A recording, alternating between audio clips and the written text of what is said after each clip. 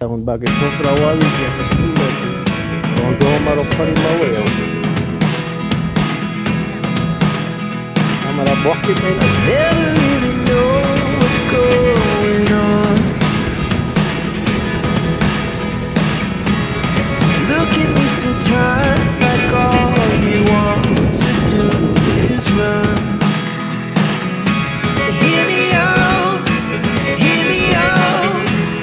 મિત્રો વાડીએ તો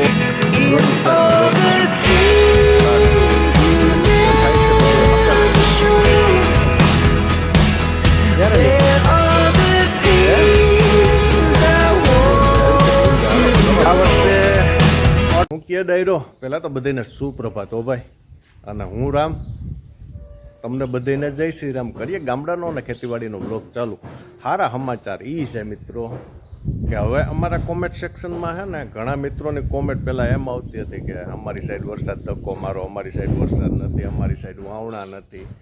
તો હવે કોમેન્ટો એવી આવવા માંડી છે કે ભાઈ અમારે થઈ ગયો છે વરસાદ, અમારે વાવણા થઈ ગયા છે. એટલે એ એક ખેડૂત તરીકે છે ને એક મને શું કહેવાય ખુશી થાય છે, આનંદ થાય છે કે ક્યાંક વાવણા થતા હોય, ક્યાંક ખેડૂતોને વરસાદના હિસાબે વાવણા ન થયા હોય તો એ દુઃખ છે ને એક ખેડૂત જ સમજી શકે. એટલે મિત્રો હજી ધ્રોલ સાઈડને એક બે ઠેકાણે હજી વરસાદ નથી, પણ ભગવાનને એવી પ્રાર્થના કરીએ દ્વારકાધીશને ત્યાં પણ અનરાધાર વરસાદ વરસી જાય. અને બાકી વ્લોગ કરીએ ચાલુ કાયમીનો જે નિયમ છે તે પ્રમાણે. નવા મિત્રો જોડાણા હોય તો ખાસ ચેનલ સબસ્ક્રાઈબ કરજો. આ ખેડૂતનું કોરડું છે, નામે ખેડૂતનું કોરડું છે ચેનલનું. આજે એક બીજો હરખ એ છે કે અમારે 1 તારીખથી લઈને કાલ સુધી વરસાદ હતો. પછી 5, 6, 7માં તો શું છે કે દિવસ આખો વરસાદ ન હોય, રાતે હરેવડું મારી જાય. એટલે વાવેતર હજી થયું નથી 7-8 દિવસમાં. આજે રાતે હરેવડું માર્યું નથી. આજ સવારની જોરદારની વરાપ છે, ક્લાસ ભગવાને હે ને વરાપ આપી છે. હવે આજે છે ને જો હરેવડું ન આવે ને તો બપોર પછી વાવેતર આપણે શક્ય છે. અને બાકી વાડીએ જાય, વાડીએ નિંદામણ ચાલુ થયું છે અને દવાનો ડોઝ ચાલુ થયો છે. તે બધું આગળ જોઈએ આપણે બધું. અને બાકી ઘરે તો રાબેતા મુજબ મિત્રો છોકરાઓ ગયા છે સ્કૂલે. હમણાં છોકરાઓ વ્લોગમાં નથી આવતા. અને હજી અહીંયા જો અમારે ગોઠલીનું હજી એક રાઉન્ડ બાકી છે. અને અત્યારમાં આપણે કામકાજ કરી દીધું છે. આ વાવેતર કરવાનું હોય ને એટલે બિયારણ છે ને 6-7 કલાક હવા ખાવા દેવું પડે. એટલે સવારમાં બિયારણ કાઢી લીધું છે આપણે. હવે ખાલી 5 વીઘા જ વાવવાનું છે એટલે 8 મણ બિયારણ છે આપણી પાસે. અને હવે તો ભગવાને શું કહેવાય કે અનરાધાર વરસાદ વરસાયો, લોઠા વાવણા થયા. એટલે બિયારણ હવે ઓછું રાખીએ તો હાલે, પણ ત્યારે ઓરવીન મગફળી વાવતા હોય ને એટલે ઓછામાં ઓછું 38 કિલો ને 33 કિલો અને પછી જેવું પડવું એ પ્રમાણે આપણે બિયારણ ઉતારવું પડે. પણ આમાં 1.5 મણ હોય તો કારણ કે આ કુદરતના ભરોસે છે ને ઉગી જાય. એટલે મિત્રો આવું છે કંઈ કામકાજ. કાયમીનો જે નિયમ છે તે પ્રમાણે યા દેવી સર્વભૂતેષુ શક્તિરૂપેણ સંસ્થિતા વિદ્યારૂપેણ સંસ્થિતા નમસ્તસ્ય નમસ્તસ્ય નમસ્તસ્ય નમો નમઃ. બધાને જય માતાજી. ડેઈલીનું રૂટિન સપોર્ટિંગ રોલમાં જય શ્રી કૃષ્ણ. અત્યારમાં બપોરાની તૈયારી, શાક, પાંદરું, લસણ, ઘઉં હમા એ બધી ડ્યુટી મારા બાની હોય કાજલના સપોર્ટિંગ રોલમાં. બરાબર ને? અને બાકી રસોડામાં હજી કાંઈ ચડ્યું નથી ચૂલા ઉપર કે કાજલ છે વોશિંગ એરિયામાં. અત્યારમાં હાલે છે બધું કામકાજ. સવારના જે શિરામણના ઠામડા હોય ઉટકવાના હોય. અને આજ નવું આદન કર્યું લાગે સીતારામ મોટેથી. હા મોટેથી બોલો. આ શું કહેવાય કે પગ લૂસણિયા ને કપડાનો ઘાણો નાખેલો હોય ને એવું છે ને. આ છે કાજલ, કરે સૌનો આદર. Hello, mike testing. બધા એમ કે બ્લોગમાં બોલતા નથી. હા હજી તમે હે ને બેક કેમેરા હે ને અમારી હાલત અમને ખબર હોય, હજી થોડુંક બ્લોગમાં હરમાય છે. અને જો કે હે ને ટાઈમે નથી રહેતો. કા કારણ કે હે ને કેટલા વાગે ઉઠ્યા? 5 વાગે ઉઠી પછી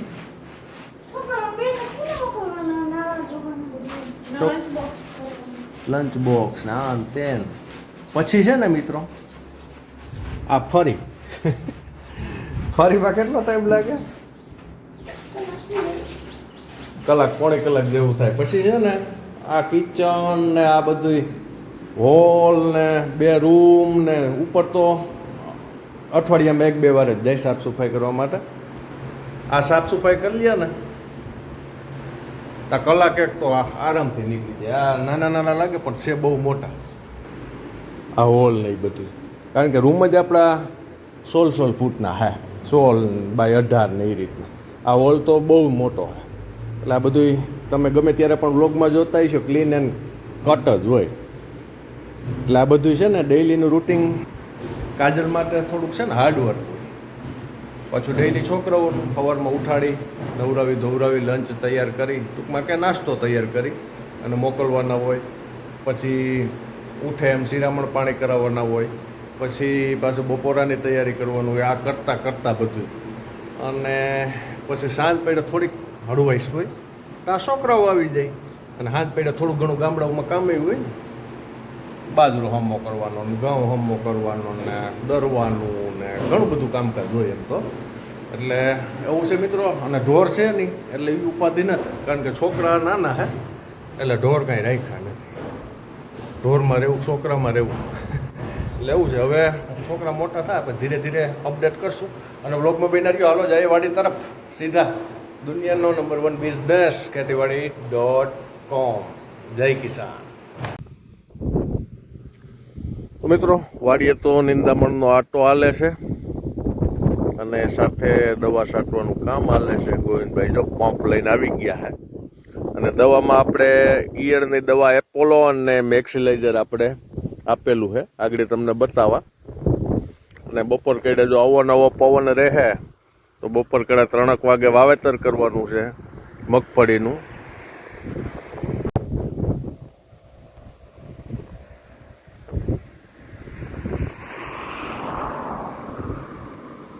ઈયળ છે ને જોરદાર આવી ગઈ છે મિત્રો.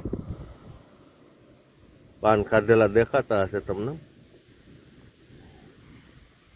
અને બાકી વાડીએ તો મસ્ત મજાનું બકાલું ઉગી ગયું છે, ભીંડો અને ગુવાર. આ 503 મગફળી ઓનાથી 10-12 દી લેટ. અને ક્યાંક હવે હે ને બપોરે બળદું જૂથશે. હજી ટ્રેક્ટરું તો નહીં હાલે. 4 વાગ્યા પછી ટ્રેક્ટરું કદાચ હાલે. જો નવો પવન જે પોપડી પડી જાય તો વાવેતર શક્ય હે, નકર કાલ ઉપર. અને હા,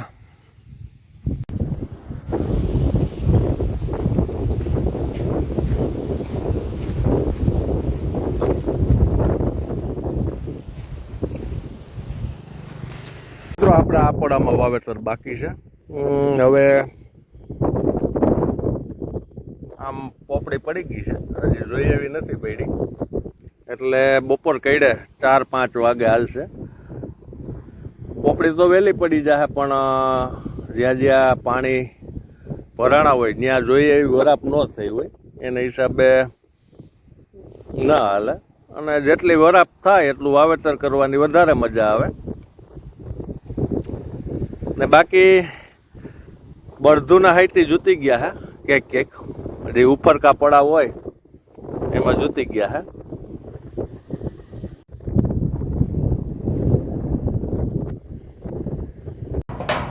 બાકી પોગી ગયા ઘરે.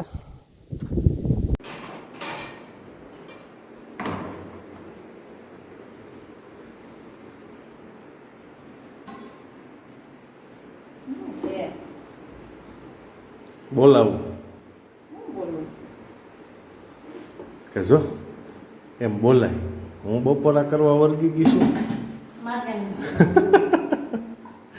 હરમ તો હું નથી. ઘણા બેનો બ્લોગમાં બોલતા કે આજ તો અમારે બપોરામાં છે.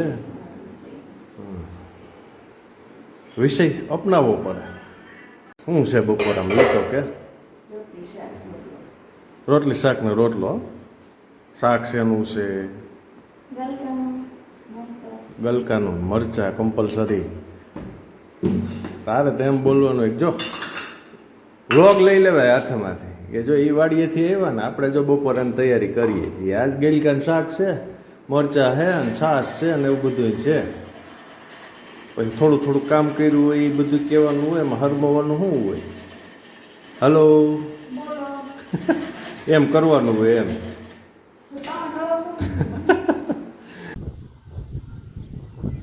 મિત્રો બપોર પછીના બ્લોગમાં હવે વાવેતરની તૈયારી તમે આગળ જોયું. મણમણના આપણે બાસકા ભરી લીધા છે. હવે મણમણનો પોટ આપી જવાનો છે ને પોટમાં આ વર્ષે પોટ આપણો ચેન્જ થયો છે.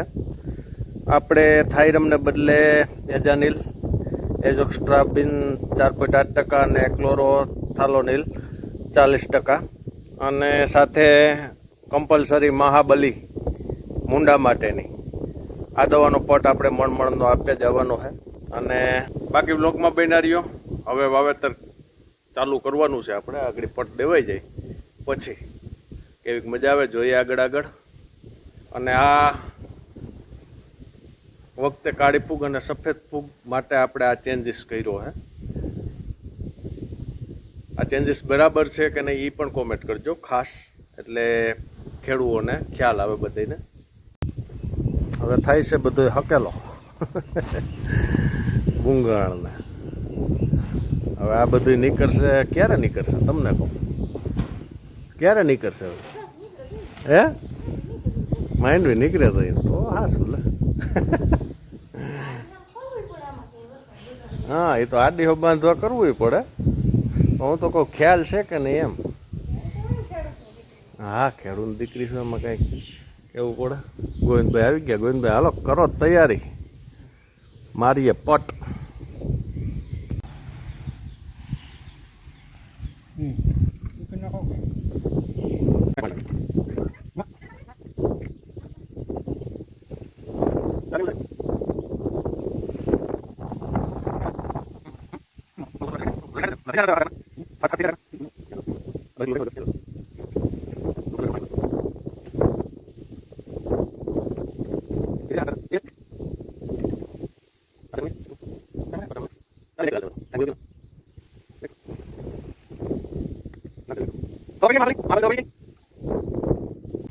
કોકમાં 300 ને 400 ને 500 ને એમ.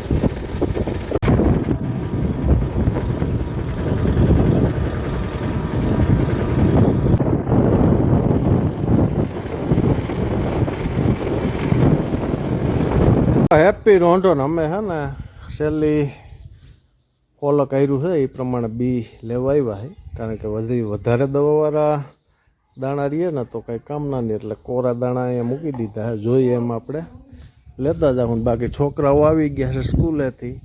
રોંઢો અમારો ફરીમાં હોય આવો. જય શ્રી કૃષ્ણ.